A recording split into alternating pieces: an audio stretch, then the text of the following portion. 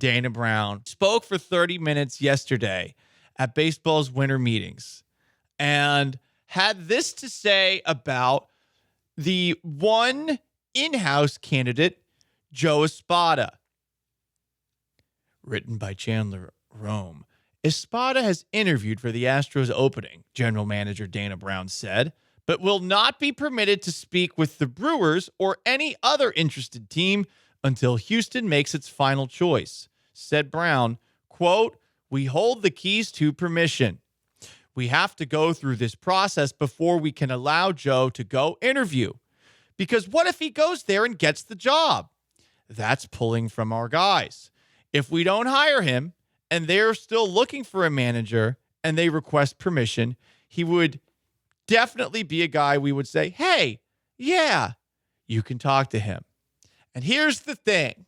Here's why it looks bad. Espada's not under contract.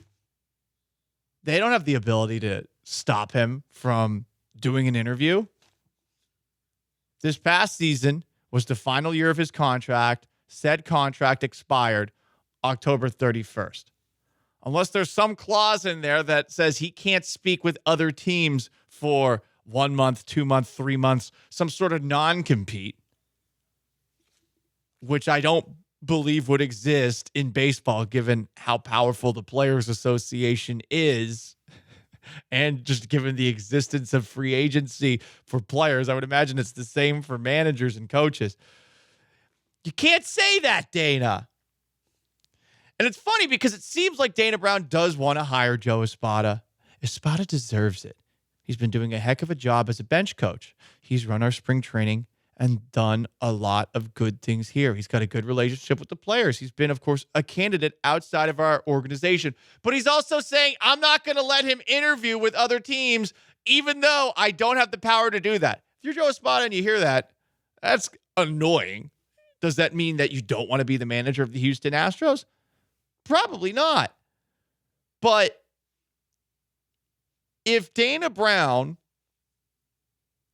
is supposedly the one pushing to hire Joe Espada, when you're speaking publicly, at least, because everyone misspeaks, maybe have the facts about this candidate's status on your mind. Maybe be aware of them.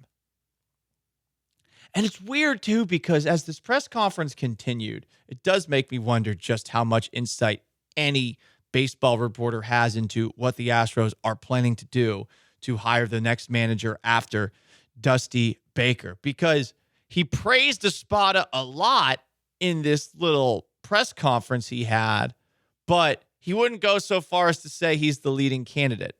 No, it wouldn't be fair to call him that. I don't want to put that on Joe, said Dana Brown. I really like Joe, but I don't think we're going to grade him on a curve just because we know him. I think that he's a legit candidate. I just can't say that he's the leading candidate. But he's a legit candidate. I think he deserves to be talked to. I think he's good.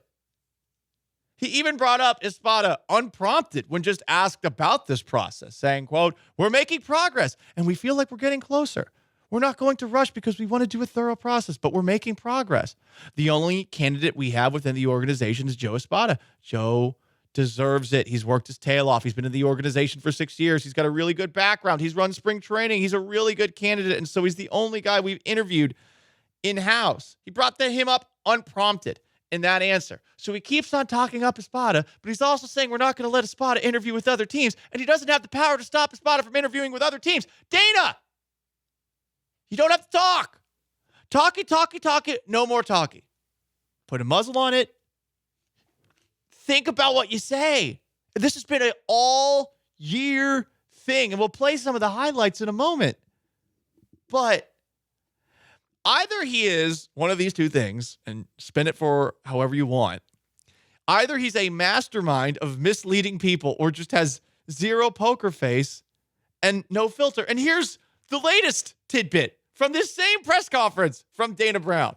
Chandler Rome's got two headlines out of this. He doesn't know his spot is not under contract. Also, when asked about financial flexibility to make big moves, I don't think we have a ton, but I think the deal is this. I think Jim will do whatever it takes to win. And if it means that we have to spend a little more, he will do it. I think he's definitely shown faith in me to drive this thing. So if I go to him and say, hey, we have this potential scenario on the table, you can probably get this done. I need you to get this approved. I think we'll be able to do that. So we might be able to do things, but I don't think we have any money. That's not going to exactly help out your negotiating position with anybody that you're potentially trying to sign.